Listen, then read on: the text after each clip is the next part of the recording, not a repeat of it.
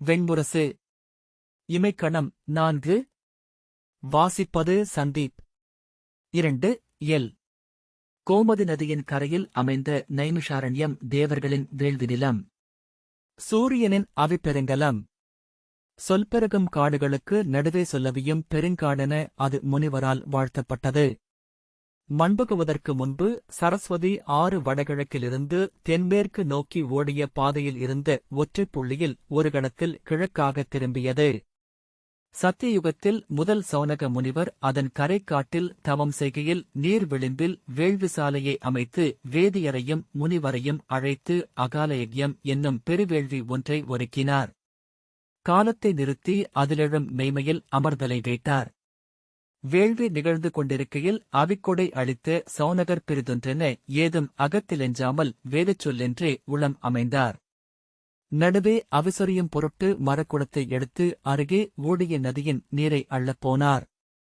தனக்கு இடப்பக்கம் மேற்கே ஓடிய நதியை வலப்பக்கம் கிழக்கென அவர் அகம் மயங்கியிருந்தது. மைந்தன் கை நீட்ட அவன் வேள்விக்கு செவிலியென உடனிருந்த அன்னை அக்கணமே தன்னையறியாமல் கிழக்கே திரும்பி ஒழுகி அருகணைந்தாள். நீரள்ளி வேள்வி முடிக்கும் வரை சௌனகர் அதை அறியவில்லை. அருகிருந்த அந்தணர் சொல்மறந்து திகைத்தனர். வேள்வி முடித்தெழுகையில் நதி திசை மாறி ஒழுகிய செய்தியை அவரிடம் அந்தணர் சொல்ல அவர் பிறிதொன்று எண்ணுவாளோ அவள் என்று மட்டுமே உரைத்தார். அன்னை கனிந்த அக்கணத்தை அழியாது நிறுத்த அதன் கரையிலமைந்த காட்டுக்கு இமைக்கணக்காடு என்று முனிவர் பெயரிட்டார். நைமிஷாரண்யம் அதன் பின்னரே தேவர்களுக்கு இனியதும் சூரியனுக்கு உரியதுமாக ஆகியது. காலத்தை நாட்களெனப் பகுத்து அரிகாலம் சமைக்கும் கதிரவன் அங்குள்ள அந்நிமிஷத்தை வலம் வந்து வணங்கிச் சென்றான். விசை கொண்டு சுழன்ற கால நிகழ்வு அதை தன் அச்சுப்புள்ளி என்று கொண்டது. மாறும் அனைத்தும் அம்மாறாமையால் தங்களை அளந்து கொண்டன. சத்தியுகத்தின் இறுதியில் முனிவர்கள் பிரம்மனிடம் சென்று, தந்தையே, காலமென்மையில் நிற்பது எதுவோ அதுவே மெய்மையும் அறமும் வேதமும் ஆகும். காலத்தைக் கட்டி நிறுத்தும் கலை திகழ்வதனாலேயே இதை சத்தியுகம் என்றனர். இனிவரும் யுகங்களில் காலம் மேலும் மேலும் விசை கொள்ளும். கிருதயுகத்தில் காலம் இருமடங்கு விரைவடையும். மானுட உயிர்காலம் பாதி எனக் குறையும். திரேதாயுகத்தில் அது மேலும் ஒரு மடங்கென்றாகும். துவாபர யுகத்தில் இன்னொரு மடங்காகும். கலியுகத்தில் பிறிதொரு மடங்காகி வாழ்வகவை சுருங்கும் என்றனர். வாழ்வே மெய்மையை அறமெனச் சமைக்கிறது. காலம் உருமாறும்போது அறம் திறம்பிழைக்கலாகுமா? அன்று 12 கால் கொண்டு பாயும் அப்புறவியில் அமர்ந்திருக்கையில் நாங்கள் காலமென்மையை எப்படி உணர்வோம்?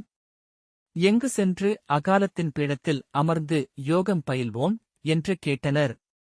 பிரம்மன் காலத்தை 12 ஆரங்களாகவும் மெய்மையை அதன் மைய அச்சாகவும் செயல் விளைவுச் சுழை விளிம்பு வட்டமாகவும் கொண்ட மனோமயம் என்னும் தன் ஆழியை உருட்டிவிட்டார். இது எங்கு சென்று அமைகிறதென்று நோக்குக. அது காலமிலியில் அமையும் காடென்று அறிக. அங்கு ஓர் இமைக்கணமே முடிவிலாக் காலமென்று உறைந்திருக்கும். அங்கே தவம் செய்து அதுவாக எழும் மெய்மையை அறிக என்றார். பிரம்மனின் மனோமயம் பெருவெளியை அறிந்தது, அறியப்பட வேண்டியது என இரண்டாகப் பகுத்தபடி உருண்டு உருண்டு செல்ல முனிவர் அதன் பின்னால் விரைந்தோடினர். சரஸ்வதி மண்புகுந்த பின் அவள் 100 மகள்களில் ஒருத்தியாகிய கோமதியால் அமுதூட்டப்பட்டு செழித்திருந்த பசுங்காட்டின் மையமென அமைந்த மனோகரம் என்னும் வட்டவடிவமான குளிர்ச்சுனையின் நடுவே எழுந்திருந்த மனோசிலை என்னும் கரிய பெரும்பாறையை தன் அச்சுப்புள்ளி எனக் கொண்டு அவ்வாழி வந்தமைந்தது. அதுவே நைமிஷாரண்யம் என உணர்ந்து அங்கே முனிவர்கள் குடியேறினர். அதன் தெற்கு மூலையில் சௌனகரின் ஆலயம் அமைந்தது. அதன் எல்லைகளை திசைத்தேவர்கள் காத்தனர். அதன் எல்லைக்கு வெளியே 12 பூதங்கள் காவல் நின்றன. அங்கே பருவமாறுதல்களை அறியாத மரங்களும் செடிகளும் தழைத்தோங்கின. அவற்றில் காலம் ஒழுகுவதென்பதையே அறியாத பறவைகளும் பூச்சிகளும் குடியேறின. அங்கு வாழ்ந்த விலங்குகளின் காலடிகளால் காலம் அளக்கப்படவில்லை. அவற்றின் கால்தடங்கள் எவையும் எஞ்சவில்லை. நைமிஷாரண்யத்தில் இலைகளும் இமைப்பதில்லை. அங்குள்ள பறவைகள் விலங்குகள் அனைத்தும் மீன்வழிகளே கொண்டிருந்தன. அருந்தவம் இயற்றிய முனிவர்களே அங்கு நுழையலாகும். அதற்குள் நுழைபவர் அக்கணமே இமையார் ஆயினர். தேவர்களுக்குரிய அனைத்தும் அவர்களுக்கு கையகப்பட்டன. அமுதுண்டு அழியாமை கொண்டவர், எடையை வடிவை வண்ணத்தை மாற்றத் தெரிந்தவர், திசைகளால் அலைக்கழிக்கப்படாதவர், அகம் நிலைத்தவர். இமைக்கையில் உலகம் அழிந்து பிறிதொன்று பிறக்கிறது. இமைக்கண உலகங்களைக் கோத்து நிலையுலகு சமைப்பது மாயை. அதை அகற்றிய அங்குள்ள முனிவர் எதுவும் அழிவதில்லை என்பதை உணர்ந்தவர். நிலை என்பது மாயை என்றும் மாற்றம் என்பது அதன் அடியிலிருக்கும் மாமாயை என்றும் தெளிந்தவர். காலத்தை கடந்து நிற்கும் மெய்யை தேடும் வேள்விகள் அங்கே இயற்றப்பட வேண்டும் என்று வகுத்தனர். காலமிலியில் அமர்ந்த காவியங்கள் அங்கே சொல்லப்பட வேண்டும் என்றாயிற்று. அங்கே எழும் ஒவ்வொரு சொல்லும் மறுகணம் என ஒன்றென்று என்றுமென நிலை கொள்ளும் என்று நிறுவப்பட்டது. இறுதிக் கோரிக்கையும் மறுக்கப்பட்டு வெற்றுக்கைகளுடன் வெறுமையில் எழுந்த புன்னகையுடன் அஸ்தினபுரியில் இருந்து பாண்டவர்கள் வாழ்ந்த உபப்பிலாவியத்திற்கு திரும்பி வந்த யாதவராகிய கிருஷ்ணன் அங்கே அரசர் கூடிய அவையில் எழுந்து, இனி ஒன்றும் செய்வதற்கில்லை அரசர்களே. போர் நிகழ்க என்பதே மூதாதையரும் தெய்வங்களும் ஊழும் இடும் ஆணை. அது நிகழ்க என்றார். ஒவ்வொரு கணமும் போரையே எதிர்பார்த்துக் கொண்டிருந்தார்கள் என்றாலும் அச்சொல்லால் அனைவரும் சோர்வுற்றவர்கள் போல சொல்லின்றி வெறுநோக்கு கொண்டு அமர்ந்திருந்தனர். அஸ்தினபுரியில் போர் முன்னெடுப்புகள் வீச்சு கொண்டிருப்பதை அவர்கள் அறிந்திருந்தனர். புருஷமேத வேள்வியில் அந்தணரை பலியளித்து தெய்வங்களை துணை கொண்டிருந்தனர். பாரத வருஷத்தின் முதன்மை சத்திரியர்கள் அனைவரும் படை கொண்டு அவர்களுடன் சேர்ந்திருந்தனர். பிதாமகரும் ஆசிரியரும் என பெருவீரர்கள் படைக்கலம் ஏந்தியிருந்தனர். வெள்ளற்கரிய அப்படைபோல் பிறிதொன்று பாரதத்தில் அமைந்ததில்லை என்று அவர்களிடம் சூதரும் புலவரும் சொல்லிக் கொண்டே இருந்தனர். அவையில் அமைதி நீடிக்கவே பேரரசியாகிய குந்தி எழுந்து, நன்று, இனி போரைத் தவிர்ப்பதைப் பற்றி ஒரு சொல்லும் எண்ணப்பட வேண்டியதில்லை. போர் நிகழும் என்றான பின்னர் அவ்வாறு எண்ணுவது ஆற்றலை குறைக்கும். இனி கணந்தோறுமென நம் போர் விழைவு மூண்டெழுக. நம் படைக்கலங்கள் நாளும் கூர்கொள்க. நம் வஞ்சங்கள் அனல் சூடுக. நம் நம்பிக்கைகள் உறுதிப்படுக. நாம் வெல்வோம். மண்மகளும் பொன்மகளும் புகழ்மகளும் நம்மை வந்தணைவார்கள். அம்மூவரால் மண்ணில் வாழ்த்தப்பட்டவர்கள் எச்சமில்லாது உளம் நிறைந்து மண்ணீங்குவர். அவர்களை விண் வந்து அழைத்துச் சென்று தேவருலகில் அமரச் செய்யும். அவ்வாறே ஆகுக என்றாள். அவள் உரைத்த சொற்களில் இருந்து அவை மெல்ல பற்றிக் கொண்டு மேலெழுந்தது. பீமன், ஆம், இதுவரை நாம் பேசிய அமைதிச் சொற்களால் கோழைகள் என்று பெயரிட்டுவிட்டோம். இனி அஞ்சாமையால் தயங்காமையால் அவ்விழிவை கடந்தாக வேண்டும் என்றான். யுதிஷ்டிரர், மந்தா, அமைதிச் சொல் எடுத்தது நமக்கு பெருமையே. நாம் இறுதிவரை முயன்றோம் என்பதை நம் கொடிவழிகள் அறிக. போரின் அழிவுகளுக்காக அன்னையரும் சான்றோரும் அந்தணரும் முனிவரும் நம்மை பொறுத்தருள்வார்கள். உயிர்க்குலங்கள் அனைத்திடமும் நாம் பொறை கோர அச்செயலே நமக்கு அடிப்படை என்றார். அதன்பின் அவர்கள் ஒவ்வொருவரும் பேசிப் பேசி தங்களை எரியூட்டிக் கொண்டனர். 5 சிற்றில்களும் அழிக்கவியலாதென்று சொன்னவன் கொண்ட மண் அனைத்தையும் நாம் வென்றெடுக்க வேண்டும். இல்லையேல் நமக்கு பெருமை ஏதுமில்லை என்று துருபதர் சொன்னார். விராடர் எழுந்து, எங்கள் கொடிவழிகள் அந்நிலத்தை எதிரிலாது ஆள வேண்டும். இந்திரனின் விண் கொண்ட அக்கொடியை வளமிக்க குருதிச்சேற்றில் ஆழ நடுவோம் என்றதும் அவையமர்ந்திருந்தோர் எழுந்து வெறிப்போர் கூச்சலிட்டனர். அபிமன்யு, என் வில்லுக்கு இரையாகுக அஸ்தினபுரியின் நெறிபெற்ற குருளைக் கூட்டம் என்றான். அவையில் எழுந்த அரசர்கள் களிவெறி கொண்டு கைவீசி நடனமிட்டனர். சாத்யகி, எவர் அரசரென்று உணரட்டும் யாதவ ஆத்திரள். அவர்களை ஆளட்டும் ஒளிமிக்க படையாழி என்றான். அவையில் என்ன நிகழ்கிறதென்றே தெரியாத கொந்தளிப்பு நிறைந்திருந்தது. திருஷ்டத்யும்னன் எழுந்து தன் தொடையை ஓங்கி அறைந்து, என் குலக்கொடியை அவைச்சிறுமை செய்தவனின் நகர் எரிகொள்வதைக் கண்ட பின்னரே இனி என் நெஞ்ச கவசத்தை கழற்றுவேன் என்றான். அச்சொல்லால் அனைவரும் நிகழ்ந்தவற்றை மீளுணர்ந்து நெஞ்சவிந்தனர். அவையெங்கும் அமைதி சூழ்ந்தது. சகதேவன் எழுந்து, என் வஞ்சம் அவ்வண்ணமே உள்ளது. சூது கள்வன் சகுனியைக் கொன்று குருதி காண்பேன் என்றான். அவை ஆர்ப்பரிக்க நகுலன் எழுந்து, ஒரு கணமும் சோர்வின்றி போர்முகப்பில் நிற்பேன். எத்தருணத்திலும் அழிகொண்டு என் வஞ்சத்தை மறக்க மாட்டேன் என்றான். அனைவரும் அர்ஜுனனை நோக்க அவன் கைகளைக் கட்டியபடி அசையாது அமர்ந்திருந்தான். பீமன் அவனை நோக்கியபடி சில கணங்கள் பொறுத்தபின் தன் தோள்களை அறைந்து அவையை நடுக்குறச் செய்தபடி எழுந்தான். ஓங்கிய குரலில், அனைவரும் அறிக. என் இளையோன் வில்விஜயன் கையால் மறைவர் பிதாமகர்களும் ஆசிரியர்களும். வஞ்சக்கர்ணனையும் இழிமகன் ஜெயத்ரதனையும் அவன் கொன்று களத்திலிடுவான். இது அவனுக்கு என் ஆணை என்றான். அவையமர்ந்த அரசர்கள் கண்ணீருடன் நெஞ்சிலறைந்து கூச்சலிட்டபடி அலைகொள்ள பீமன், கேட்கட்டும் அவை, அறிக மூதாதையர், ஆணை கொள்க தெய்வங்கள். கௌரவர் குலம் முற்றழிப்பேன். அவர்களின் முதல்வனை தொடைபிளந்து மாய்ப்பேன். அவன் இளையோன் நெஞ்சு போழ்ந்து குருதியுண்பேன். குலாந்தகனாகிய பீமன் நான். காலப்பேருருவன். என் குலக்கொடியே சிறுமை செய்தவர்கள் எவரும் மண்ணிலெஞ்ச மாட்டார்கள். கொழுங்குருதியால் தங்கள் கடன்நிகர் செய்வார்கள். ஆணை, ஆணை, ஆணை என்றான். அரியணையில் அமர்ந்திருந்த யுதிஷ்டிரர் கைகூப்பி கண்ணீர் மல்கினார். அருகமைந்த திருப்பதி அசைவிலா கருஞ்சுடர் என தெரிந்தாள். அவை தன்னைத்தான் கிளர்த்தி உச்சத்தை சென்றடைந்தது. வாள்களையும் வேல்களையும் தூக்கி ஆர்ப்பரித்தனர். வெற்றிவேல் வீரவேல் என்னும் முழக்கம் ஓய்ந்து ஓய்ந்து மீண்டும் மீண்டுமென எழுந்தது.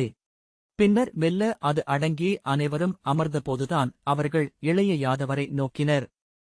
அவர் விழிகளை நிலம் நோக்கித் தாழ்த்தி அமர்ந்திருந்தார். யுதிஷ்டிரர் எழுந்து தன் கோலை தூக்க அவையினர் அவர் சொல்லுக்கு செவியளித்தனர். இதோ அரசாணை. இக்கணம் முதல் பாண்டவ பெரும்படையின் முதன்மைப் படைத்தலைவராக மாமன்னர் துருபதர் நிறுத்தப்படுகிறார். அவருக்கு துணை நிற்பவன் என் இளையோனாகிய பீமசேனன். அவர்களின் ஆணைப்படி இங்கு அனைத்தும் அமைக என்றார் யுதிஷ்டிரர். அவர் சொற்களை ஏற்று அவைச்சங்கம் ஆம் ஆம் ஆம் என முழங்கியது. துருபதர் எழுந்து தன் வாளைத் தூக்கி மும்முறை ஆட்டி, இனி நமக்கு பொழுதில்லை. பிசிறுகளும் உதறிகளும் இன்றி நம்மால் ஆகக்கூடிய அனைத்து படைகளையும் ஒன்றென்றாக்க வேண்டும். அவற்றை நிறைவகுத்து அட்டவணையிட்டு அக்ரோணிகளாக, அநேகினிகளாக, பிரதனைகளாக, வாகினிகளாக, கணங்களாக, கொல்மங்களாக, சேனாமுகங்களாக, பத்திகளாக பிரிக்க வேண்டும். ஒவ்வொன்றுக்கும் தலைவர்களும் கொடிகளும் ஒலிக்குறிகளும் ஒளிக்குறிகளும் அறிவிக்கப்பட வேண்டும். 7 முறை போர் ஒத்திகை நிகழ வேண்டும். 12 முறை பிரித்து இணைக்க வேண்டும் என்றார். போருக்கென உணவும் விலங்குத் தீனியும் படைக்கலங்களும் தேர்களும் சுமைவண்டிகளும் ஒருக்கப்பட வேண்டும். போரெழுகைக்கான வேள்விகள் நிகழ வேண்டும். பலிக்கொடைகள் நிறைவேற்றப்பட வேண்டும். சூதர்களுக்கும் அந்தணர்களுக்கும் பரிசளித்து சொல்கோரப்பட வேண்டும் என அவர் தொடர்ந்தார். இனி நமக்கு ஒவ்வொரு கணமும் பணியுள்ளது. இனி ஐயமும் மறுவினாவும் இல்லை. தயக்கமும் சோர்வும் அறவே இல்லை. எழுக என் கொடியே, என் உறவு பெருக்கே, என் நட்பே, பாரத வருஷத்தின் உயிர் விசைகளே, நாம் வெற்றி நோக்கி இதோ கிளம்புகிறோம். அவை முழங்கி அதிர அவர் சொன்னார், இதுவே பெருங்கணம். எதன் பொருட்டு நம் மூதாதையர் வேலும் வில்லும் வாழும் கதையும் பயின்றார்களோ அது அணுகிவிட்டது. இக்கணம் முதல் நிகழ்வன அனைத்தும் அழியாது சொல்லில் வாழும். இங்கிருந்து எழுவனவே இனி இப்புவியை வகுக்கும். வென்றால் மண்புகழ வாழ்வோம். அமைந்தால் விண்புகுந்து நிறைவோம். வெல்க நம் குடி, நிறைக நம் மூதாதையர், அருள்க நம் தெய்வங்கள், நம் சொல் என்றும் நின்று வாழ்க என்றார் துருபதர். வாழ்க, வாழ்க, வாழ்க என்று அவையினர் போர்க்கூச்சலிட்டனர். பீமன், இக்கணத்திலிருந்து ஆணைகள் எழும். ஒவ்வொருவருக்கும் அதுவே இறையாணை என்றாகுக என்றான். அனைவரும் ஆம், ஆம், ஆம் என்று ஓசையிட்டனர். அமைச்சர் சௌனகர் கைகாட்ட வெளியே காத்திருந்த முரசுக்காவலர் பெருமுரசுகளை முழங்கலாயினர். ஒன்று தொட்டு ஒன்று ஒலிகொள்ள அச்சிறுநகரில் அமைந்த 108 காவல் மாடங்களின் உச்சிகளில் அமைந்த போர் முரசுகள் ஒத்துலிக்கத் தொடங்கின. நகரைச் சூழ்ந்து நெடுந்தொலைவு வரை பறந்திருந்த பாண்டவர்களின் படைகளின் நடுவே அமைந்த முரசு மேடைகள் தோறும் போர் முரசுகள் ஓசையிட்டன. அதற்கெனக் காத்திருந்த பல்லாயிரம் படைவீரர்கள் தங்கள் வேல்களையும் வாள்களையும் தூக்கிச் சுழற்றி போர்க்கூச்சல் எழுப்பினர். கற்பரப்புகள் நீர்ப்படலமென அலைவரும் விசை கொண்டிருந்தது அவ்வோசை. அது எழுந்தெழுந்து அலைகளாக அங்கிருந்த அனைத்தையும் அறைந்து அதிரச் செய்தது. ஒவ்வொருவரையும் ஒற்றைப் பெருநதி என அள்ளி அடித்துச் சென்றது அவ்வுணர்ச்சி. உபப்பிலாவியத்தின் இல்லங்களிலிருந்து பெண்டிரும் சிறுவரும் முதியோரும் வெளியே இறங்கி தங்கள் தலையாடையையும் மேலாடையையும் வீசி வாழ்த்துலி எழுப்பினர். நகரின் அனைத்து ஆலயங்களிலும் மணிகள் முழங்கத் தொடங்கின. சங்கொலிகள் உடன் இணைந்து கொண்டன. அந்தணர் எழுப்பிய அதர்வவேதச் சொல்லோசையும் ஆலயங்களில் முழவோசையும் நதிப்பெருக்கில் குங்குமமும் மஞ்சளும் என அதில் கலந்தன. உடல் மெய்ப்பு கொள்ள கைகளால் மார்பை பற்றியபடி அமர்ந்து குந்தி விம்மி எழுதாள். அவையிலிருந்து அனைவருமே விழிநீர் கொண்டிருந்தனர். அவைக்கலைவை அறிவிக்க சுரேசர் கை காட்டினார். அவைச்சங்கம் மும்முறை முழங்கியமைந்தது. யுதிஷ்டிரர் எழுந்து தன் மணிமுடியை கழற்றி ஏவலரிடம் அளித்துவிட்டு அருகே நின்றிருந்து முதல் மைந்தன் பிரதிவிந்தியனின் தோளைப் பற்றியபடி தளர்ந்த கால்களுடன் நடந்து அவை நீங்கினார். தோளசையா சீர்நடையில் திரௌபதி உடன் சென்றாள். அவையினர் கலையத் தொடங்கியதும் இளைய யாதவர் எழுந்து மேலாடையை அணிந்து கொண்டு மெல்ல நடந்தார். அவருக்குப் பின்னால் சாத்யகி சென்றான். பாண்டவர்கள் ஒவ்வொருவரும் தங்கள் மைந்தர்கள் சூழ அவை நீங்கினர். அந்தப் பொழுதில் அனைவரும் தங்கள் மைந்தர்களுடன் இருப்பதையே விழைந்தனர். தனித்து வெளியே வந்த இளைய யாதவரை அணுகிய சௌனகர், தாங்கள் ஆற்றுவதென்ன என்று அறிய விழைகிறேன் யாதவரே. தாங்கள் அளித்த சொல்லுறுதியின்படி படைமுயற்சிகள் எதிலும் தாங்கள் ஈடுபடலாகாது என்றார். ஆம் என்று இளைய யாதவர் புன்னகை செய்தார். ஆனால் தாங்கள் அரண்மனையில் தங்குவதில் பிழையேதுமில்லை. படைதிரட்டல் வகுத்தல் குறித்து சொல்லென ஏதும் எடுக்காமலிருந்தால் போதும் என்று சௌனகர் சொன்னார். ஆனால் என் முகக்குறியே அறிவுறுத்துவதாகும். அதுவே நெறிப்பிழை என்றார் இளைய யாதவர். நான் இங்கிருந்து எங்கேனும் சென்று அமைய விழைகிறேன் சௌனகரே. இங்கு போர் முன்னெடுப்புகள் முழுமை கொண்டபின் என் பாஞ்சஜன்யத்துடன் திரும்பி வருகிறேன். தாங்கள் செல்வது எதற்காக என்று சௌனகர் கேட்டார். இளைய யாதவர் அறிந்தவை எண்ணியவை உணர்ந்தவை அனைத்தையும் ஒற்றைப் புள்ளியில் திரட்டிக் கொள்ள வேண்டிய நிலையில் உள்ளேன். நானன்றி பிறிதவரும் இன்றி அமையும் ஓர் இடம் தேவை என்றார். சௌனகர், அதற்குரிய இடம் நைமிஷாரண்யம் மட்டுமே. வடக்கே கோமதி நதிக்கரையில் அமைந்துள்ளது அது. என் குலமூதாதையரான சௌனக மாமுனிவரை சரஸ்வதி வலம் வந்த இடம். அங்கேதான் தொல்வியாசர் நால்வேதங்களையும் தொகுத்திணைத்து தன் 4 மாணவர்களுக்கு கற்பித்தார். நிலை கொள்ள வேண்டிய சொல் எதுவும் அங்கேதான் எழவேண்டும் என்பார்கள் என்றார். ஆம், அதை நானும் அறிந்திருக்கிறேன் என்றார் இளைய யாதவர். அங்கு ஒவ்வொரு சொல்லும் முன்பின்னின்றி முழுதமைகின்றன என்கிறார்கள். என்னுள் சொற்கள் முளைவிட்டு பெருகிக் கொண்டிருக்கின்றன. நான் சென்றமைய வேண்டிய இடம் அதுவே. சௌனகர், அதற்குரிய அனைத்தையும் ஒருக்குகிறேன் யாதவரே. உங்கள் செலவு நிறைவின் இனிமை கொள்க என்றார். சாத்யகி இங்கு என் சொல் போல் நின்றிருக்கட்டும். அவனுடைய படைத்திறன் பாண்டவருக்கு உதவட்டும் என்றார் இளைய யாதவர். நான் உடனின்றி நீங்கள் செல்வதை எண்ணி துயருகிறேன் என்றான் சாத்யகி. எவரும் உடனிருக்காத தருணங்கள் மானுடருக்குத் தேவை என்று அவன் தோளில் கைவைத்து இளைய யாதவர் புன்னகைத்தார். சாத்யகி தலை குனிந்து பெருமூச்செறிந்தான். சௌனகர் ஒருக்கிய எளிய தேரில் இளைய யாதவர் தனித்து நிமிஷக்காட்டுக்கு சென்றார். செல்லும் வழியெல்லாம் படைப்பெருக்கு போர்க்களி கொண்டிருப்பதைக் கண்டார். அவர் செல்வது கூட அவர்களுக்கு ஒரு பொருட்டாகத் தெரியவில்லை. படைகள் ஆடலும் பாடலுமாக மகிழ்ந்திருந்தன. தீட்டித் தீட்டி ஒளியேற்றப்பட்ட வாள்களும் அம்புகளும் தெய்வங்களின் விழிக்கூர் கொண்டிருந்தன. நிழல்களென ஆழுலகத்து எருப்புகள் எழுந்து அவர்களுக்குள் கலந்து குருதிவிடாய்க் கொண்டு நெளிந்தாடின. நைமிஷாரண்யத்தின் எல்லையில் அமைந்த போதங்களின் ஆலயங்களில் பலியளித்து பூசனை செய்து அவரை உள்ளே அனுப்பிய பின் உடன் வந்த சுரேசர் திரும்பிச் சென்றார். இளைய யாதவர் தன் படையாழியையும் ஐங்குரல் சங்கையும் தெற்கு முகப்பிலிருந்த யமனின் ஆலயத்திலேயே கைவிட்டுவிட்டு அக்காட்டின் பசிய இருளுக்குள் புகுந்து நடந்து சென்றார். அவருடைய இமைகள் அசைவிழந்தன. காட்சிகளை ஒற்றை நிகழ்வென்று சித்தம் அறிந்தது.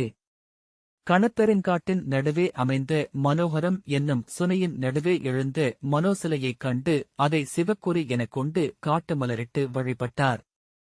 அச்சுனைக்கு வடமேற்கே கொன்றைச்சோலை ஒன்றை அடைந்து 4 மரங்களை மூங்கிலால் இணைத்து சிறுகுடில் ஒன்றை கட்டிக்கொண்டு அங்கே தங்கினார். ஆடைகளைந்து தழைகளை அணிந்து கொண்டார்.